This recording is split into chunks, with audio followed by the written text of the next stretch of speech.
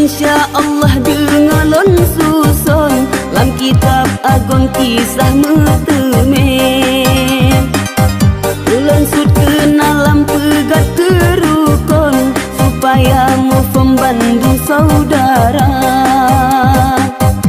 Lembah umpama sidra syekh puntong gaki gesambung ta dengan kain. Oh tak elagak bak gemerukun ayun-ayun ase ule. Oh geken ke gopi hana tanggung dusingan imum hana gemale. Jami tajud ora tajud gampong hana metemung ke aso jure.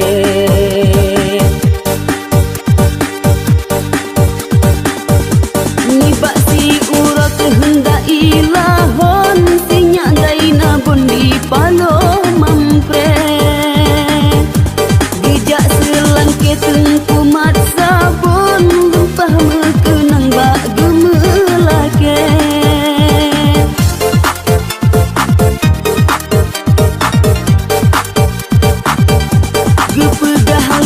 Badan jih tumbon gaki yang puntong hana gebite.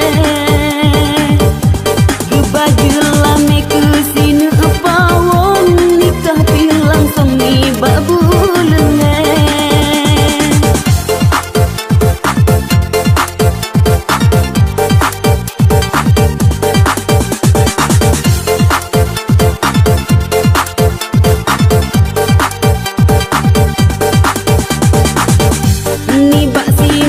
Sinyak daina bon ngan abang kuntung ta malam jure.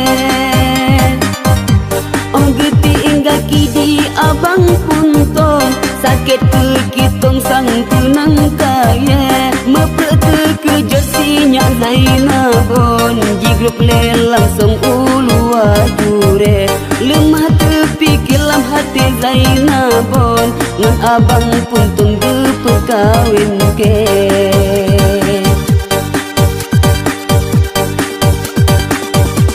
Kedebak tungku gale langsung getanyang hukum tani bak gure. Dijawab gure menoban mupom kata Zaina pun kakenang pipe.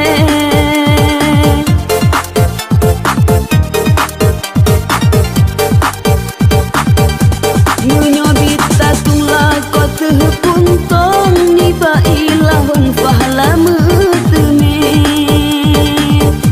Menyobit tatung lakot puntong ni ba ilahun pahala metemen. Ni ba ilahun pahala metemen.